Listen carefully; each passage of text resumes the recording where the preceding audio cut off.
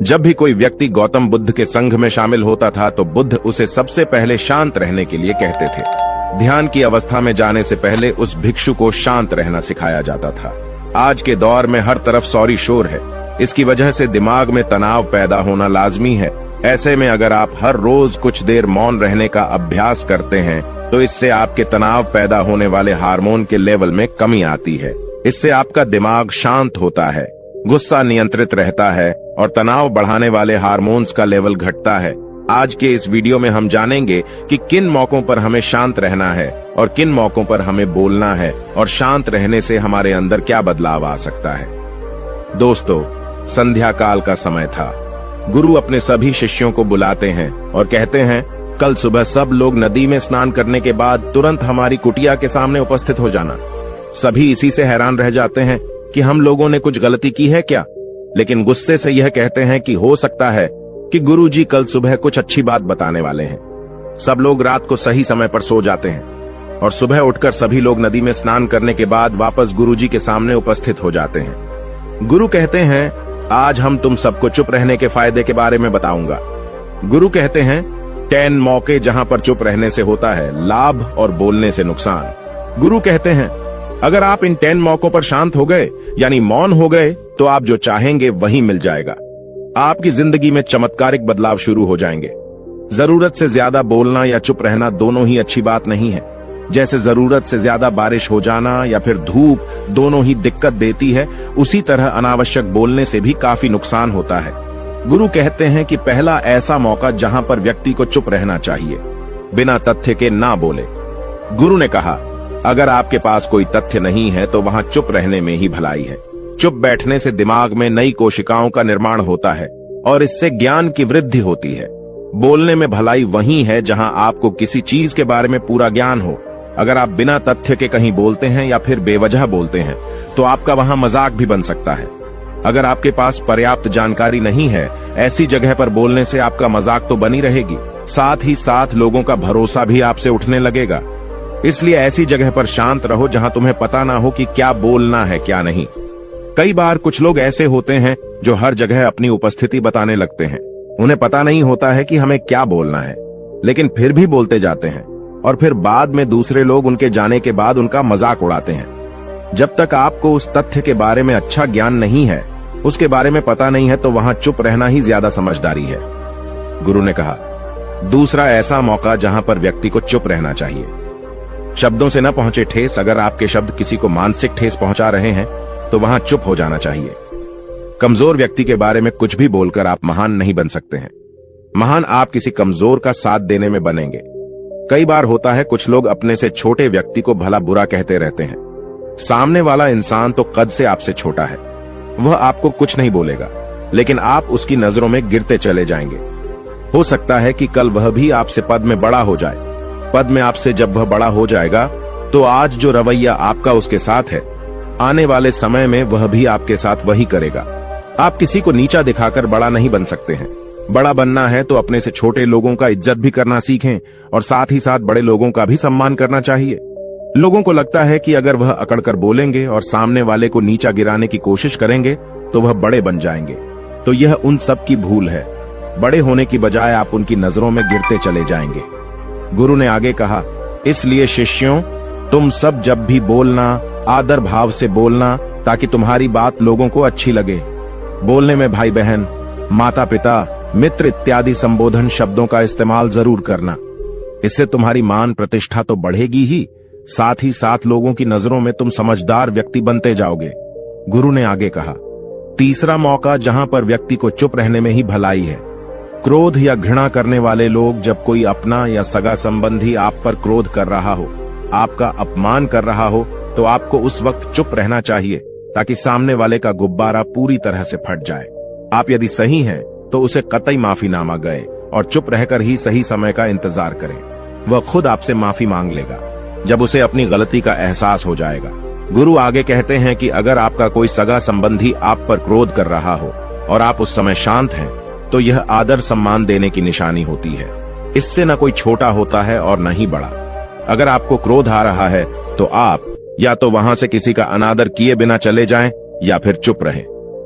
क्रोध करने से आपके रिश्ते, खराब होंगे।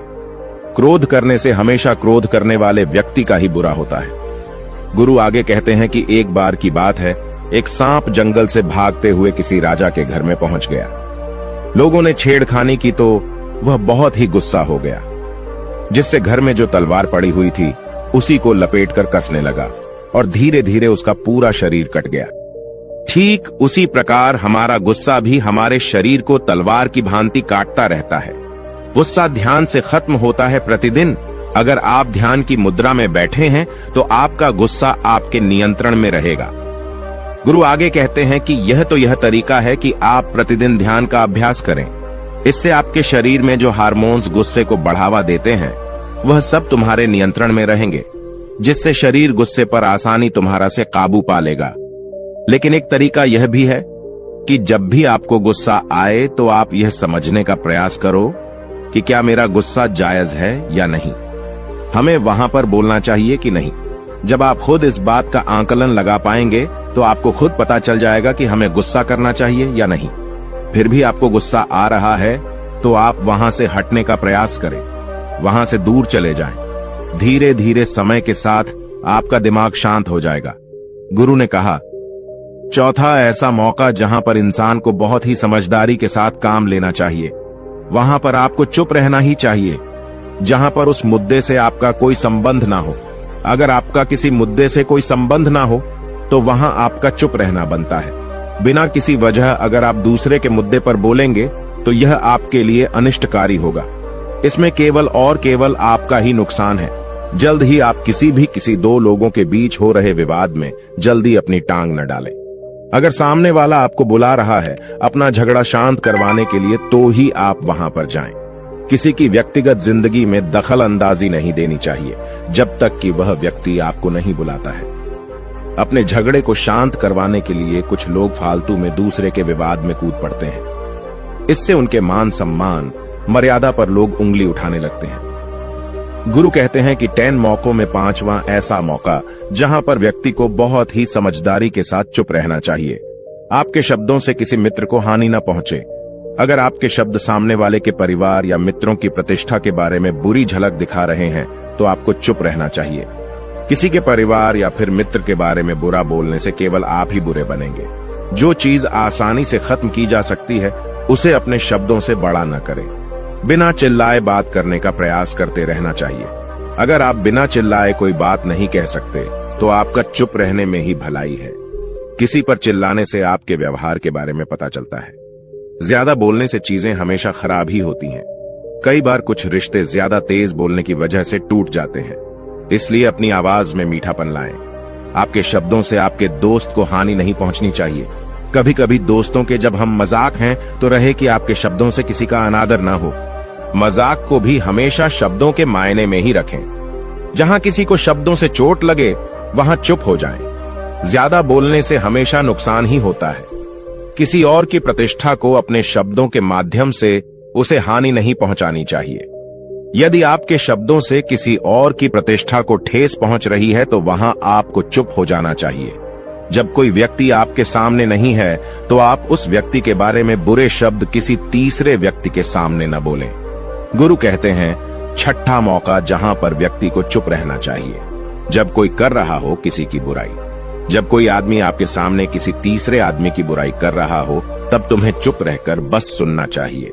अपनी राय व्यक्त नहीं करना चाहिए, क्योंकि जो आज आपके सामने किसी तीसरे की बुराई कर रहा है वह कल किसी और के सामने आपकी बुराई भी कर सकता है। यदि आपने कुछ कहा है तो नीति शास्त्र के अनुसार जो अपने मुंह को बंद रखता है और बुद्धि से काम करता है वही इंसान समझदार होता है। बिना जरूरत के बोलना, किसी के बारे में किसी के बीच में बोलना यह गलत बात है।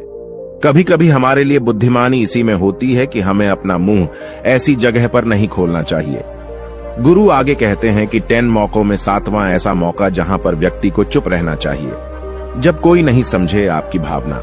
यदि आपको लग रहा है कि कोई व्यक्ति आपकी भावना, दुख या परेशानी को शब्दों में नहीं समझ रहा है, यदि आपको लग रहा है कि सामने वाला व्यक्ति आपकी भावना या दुख को या आपकी जो परेशानी है उसको वह समझ नहीं पा रहा है या समझने का प्रयास ही नहीं कर रहा है या वह आपको ध्यान से सुन ही नहीं पा रहा है, तो ऐसे व्यक्ति के सामने आप चुप ही रहें, क्योंकि ऐसे लोगों को आपकी भावना या दुख से कोई मतलब नहीं होता है। ऐसे लोगों को अपना राज बताकर आप पछताएंगे ही बाद में। इसलिए हर किसी को अपने मन की बात नहीं बतानी चाहिए। अगर आपको लग रहा है कि सामने वाला आपकी बात को नहीं समझ पा रहा है, आपकी भावनाओं को नहीं समझ पा रहा है, तो वहां पर आपको नहीं बोलना चाहिए, क्योंकि आज में आपका मजाक ही बन जाएगा जब आपको लगने लगे कि सामने वाला आपकी भावनाओं को ठीक तरीके से समझ रहा है। आप जो कह रहे हैं वह ठीक से सुन रहा है, तभी आप उसे अपनी बात कहें। गुरु कहते हैं कि 8वां मौका जहां पर आपको चुप रहना चाहिए, जब कोई इंसान अपना दुख व्यक्त करे। यदि कोई इंसान अपने दुख या परेशानी को आपको बता रहा है, तो इसका मतलब यह है कि वह आपको अपना समझ रहा है। ऐसे में तुरंत ही उसे समाधान बताने के बजाय चुप रहकर उसके दुख या समस्या को सुने। उसके दुख या समस्या को किसी और को न बताएं। वह इसलिए नहीं बता रहा है कि उसकी समस्याओं का समाधान कर देंगे, बल्कि वह इसलिए भी बता रहा है कि सामने वाला उसकी बात को समझ रहा है। कई बार बताने से दुख कम हो जाते हैं। आपको अपना दुख इसलिए बता रहा होगा कि उसे लग रहा है कि आप उसकी बात को समझ रहे हैं। दुख बांटने से कम हो जाता है। इसलिए जब कोई व्यक्ति अपना दुख आपसे व्यक्त करे, तो आप चुप मारकर उसकी बात को बहुत ही ध्यान से सुनें, ताकि उसके दुख कम हो जाएं। उसके मन का बोझ हल्का हो जाए, क्योंकि उसके मन में जो भी बातें थीं, वह आपको सब बता दिया। गुरु आगे कहते हैं कि 10 जगहों में 9 ही ऐसी जगह जहां पर आपको चुप रहना चाहिए। जहां पर दुष्ट प्रकृति के लोग रह रहे हों और गाली गलौज कर रहे हों, तो आप वहां पर मत जाइए। ऐसी जगहों से आप चुपचाप निकल जाएं, अर्थात अपनी प्रतिक्रिया दिए बिना आप वहां से चले जाएं, क्योंकि जिसकी जुबान खराब होती है, जो दुष्ट प्रकृति के लोग होते हैं, उनको आप ऐसे समय में नहीं समझा सकते हैं। जब उनका दिमाग पूरी तरह से शांत हो जाए, तभी वह आपकी बात सुनेंगे। इसलिए जहां पर दुष्ट प्रकृति के लोगों आपकी बात को न मानते हों और न ही सुनते हों, तो आपको वहां पर नहीं बोलना चाहिए। गुरु कहते हैं कि 10 माह ऐसा मौका जहां पर आपको शांत हो जाना चाहिए। अपनी सफलता का राज हर किसी को न बताएं। कई बार होता है कि कुछ लोग जो सफलता को बहुत ही जल्दी अर्जित कर लेते हैं, वे हर जगह अपनी सफलता का ढिंढोरा पीटने लगते हैं। ऐसे में क्या होता है कि कई लोग आपकी सफलता से खुश नहीं होते हैं। अगर आप अपनी सफलता का जबरदस्ती लोगों में ढिंढोरा पिटवा रहे हैं, तो लोगों की नकारात्मक ऊर्जा आपको प्रभावित कर सकती है। जब आप सफल होंगे, तो सबको पता चल जाएगा कि आप सफल हो गए हैं। ढिंढोरा पीटने से नुकसान आपका ही होगा। इतना कहकर गुरु ने कहा, शिष्यों, आज के लिए बस इतना ही। अगर तुम सब मेरी इन 10 बातों को अपने जीवन में अपना लेते हो, तो तुम सब काफी हद तक परेशानियों से बचे रहोगे। यहाँ से जाने के बाद मेरी यह बातें आपके जीवन किसी वरदान से कम साबित नहीं होंगी। दोस्तों, मुझे उम्मीद है इस वीडियो से आपको बहुत कुछ सीखने को मिला होगा। अगर आप नए हो तो हमसे जुड़ने के लिए इस चैनल को सब्सक्राइब करना मत भूलिएगा।